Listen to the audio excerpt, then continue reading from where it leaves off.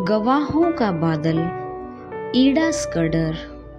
Doctor ईडा Sophia स्कर्डर का जन्म 9 दिसंबर 1870 को मद्रास राज्य के ही एक कस्बे नैनीपेत में हुआ। डॉक्टर ईडा सोफिया स्कर्डर एक अमेरिकी मिशनरी परिवार से थी, जिसने 3 पीढ़ियों से दक्षिण भारत की सेवा में रहकर ख्याति अर्जित की। उनके दादा अमेरिका द्वारा विदेशों को भेजे जाने वाले प्रथम मिशनरी दल के सदस्यों में से एक थे। उसके पिता का नाम डॉक्टर जॉन स्कर्डर द्वितीय था, जो टिंडीवानम तथा उसके आसपास के ग्रामीण क्षेत्र में संचालित मिशनरी सेवा कार्यों में संलग्न थे। ईडा स्कर्डर पढ़ने में तेज और बड़ी खुश मिजाज थी। 8 वर्ष की अल्प आयु में ही उन्होंने शिक्षा के लिए अमेरिका को प्रस्थान किया।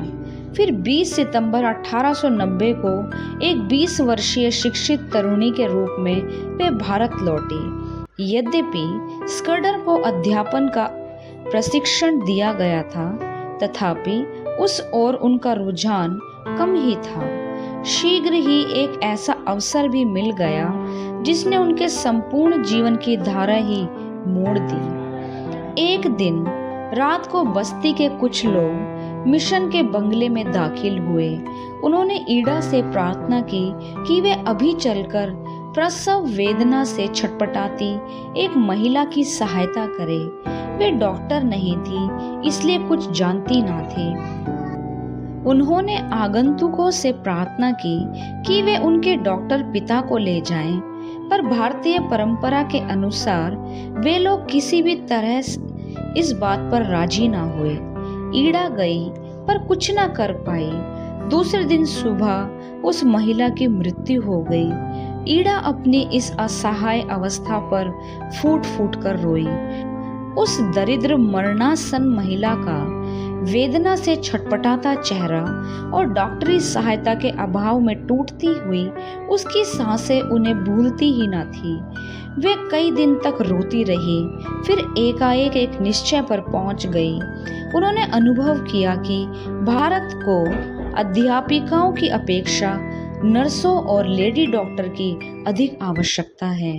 इस विचार के आते ही वे अपने निश्चय को कार्य रूप में परिणित करने के लिए विदेश चली गई। 3 वर्षों तक फिलाडेल्फिया में तथा अगले 2 वर्ष कार्नेल मेडिकल कॉलेज में चिकित्सा शास्त्र का अध्ययन करते समय ईडा चारों ओर अपनी उन सहेलियों से घिरी रहती थी जो शिक्षा के बाद अपने सुखद वैवाहिक जीवन के सपने देख रही थी।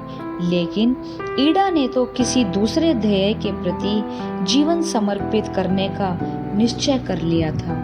डॉक्टरी सहायता के अभाव में दम तोड़ती उस निर्धन ग्रामीण प्रसूता का चेहरे को वह कभी नहीं भूल पाई। भारत की पुकार लगातार उनके कानों में गूंजती रहती थी।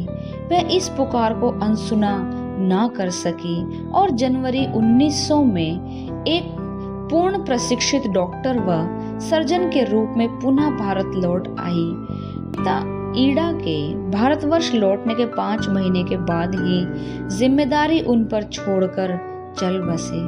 माँ पहले ही जा चुकी थी, बस अब ईडा थी और था उनका भारत के दरिद्र पीड़ितों की सेवा का दृढ़ संकल्प। संकल्प हो तो साधनों का अभाव कभी बाधा नहीं बन सकता।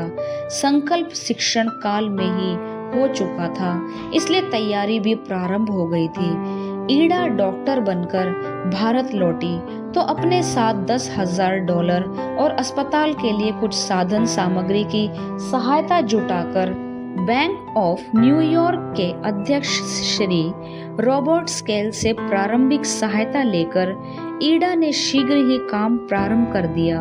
उनका प्रारंभिक दवाखाना 8 बाई 12 फुट के एक कमरे में था और कई दिनों समीप के गांव में प्लेग फैला हुआ था और ईडा को काम करने का अवसर मिल गया। अकेले ही दौड़ दौड़कर उन्होंने सैकड़ों जानें बचाई। उनकी इस अथक और चुने सुविधा संपन्न बड़े अस्पतालों में से एक है। वेल्लोर में स्थित इस अस्पताल में आज 500 से अधिक बिस्तर हैं और स्टाफ नर्सों व छात्र नर्सों की संख्या लगभग 300 है। 1909 में डॉक्टर ईडा ने नर्सों की भारी कमी को अनुभव करते हुए नर्सिंग प्रशिक्षण देने वाला ये प्रथम स्कूल वेल्लोर में खोला गया। भारतीय लड़कियों को नर्स के कार्य का प्रशिक्षण प्राप्त करने के लिए प्रेरित करने में डॉक्टर ईडा को उस समय कितनी कठिनाइयों का सामना करना पड़ा होगा, इसका अनुमान आज सहज ही लगाया जा सकता है। घर घर जाकर और अस्पताल में सहानुभूतिपूर्ण ढंग से समझाकर दाइयों की लड़कियों से उन्होंने कार्य का प्रारंभ किया। अनुकूल वातावरण बन जाने के बाद जब नर्सिंग स्कूल चलने लगा तो डॉक्टर ईडा ने अपनी अगली योजना को क्रियान्वित कर दिया। सन 1918 में Vellore medical missionary school for women की स्थापना हुई। महिला डॉक्टरों के प्रशिक्षण के लिए यह भी भारत में पहला स्कूल था। सन 1942 में इस स्कूल ने चिकित्सा विज्ञान के एक बड़े संस्थान का रूप धारण कर लिया। आज देश के प्रसिद्ध मेडिकल कॉलेजों में इसकी गणना जारी है और इसे मद्रास विश्वविद्यालय द्वारा मान्यता प्राप्त है। डॉक्टर ईडा सोफिया स्कर्डर ना जाने किस मिट्टी की बनी थी। वे ना तो कभी निरंतर परिश्रम करने से थकती, ना किसी कठिन परिस्थिति में टूटती। अस्पताल में हर नए वार्ड के समावेश के साथ, स्टाफ क्वार्टरों में हर नए ब्लॉक के निर्माण के साथ, तकनीक और साधनों में हर नई वृद्धि के साथ उनका जोश और उत्साह भी बढ़ता जाता था।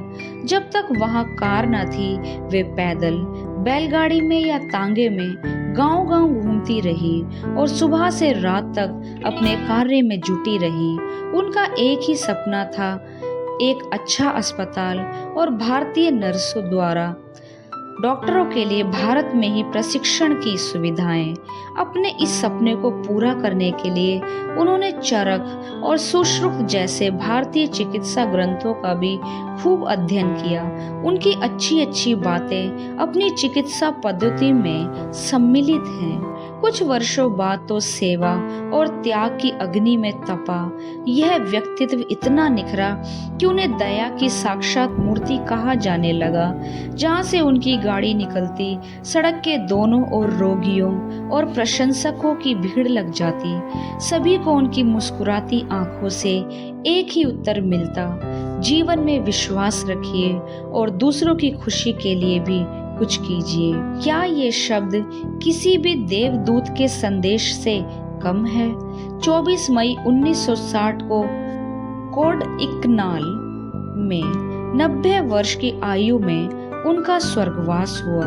जीवन के अंतिम कुछ वर्ष ही उन्होंने विश्राम में बिताए, इस पर संतोष के साथ कि उन्होंने न केवल अपने स्वप्न को साकार किया बल्कि उसे फलते फूलते भी देखा। सन 1944 में उनके नर्सिंग स्कूल में बीएससी नर्सिंग का डिग्री कोर्स भी प्रारंभ कर दिया गया। डॉक्टर ईडा की सेवाओं से प्रभावित होकर सन 1939 में भारत सरकार ने उन्हें बीएससी नर्सिंग का डिग्री कोर्स भी प्रारंभ कर दिया गया। डॉक्टर ईडा की सेवाओं से प्रभावित होकर सन 1939 में भारत सरकार ने उन्हें केसर-ए-हिंद की उपाधि से विभूषित किया।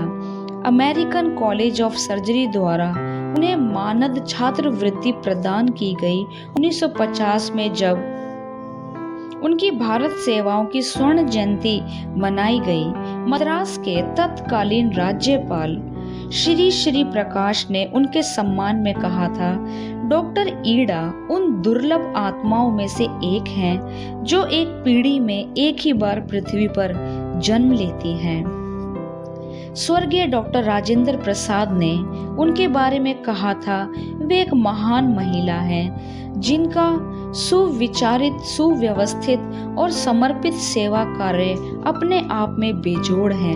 उनकी मृत्यु पर सारे दक्षिण भारत में शोक सभाएं आयोजित की गई थी। डॉक्टर ईडा द्वारा स्थापित अस्पताल, नर्सिंग कॉलेज और मेडिकल कॉलेज उनके महान कीर्ति स्तंभ है, जो मूक और निस्वार्थ समाज सेवकों को सदैव प्रेरणा देते रहेंगे। अपने लंबे सेवा काल के अनुभव से डॉक्टर ईडा ये अच्छी तरह जान गई थी कि भारतीय परिस्थितियों में केवल चिकित्सा सुविधाएं ही पर्याप्त नहीं हैं। इनका लाभ तभी मिल सकता है जब सामान्य रहन सहन व पोषण की स्थितियों में भी सुधार हो। इसलिए वे भारतीय नेताओं को हमेशा इस ओर प्रेरित करती रही।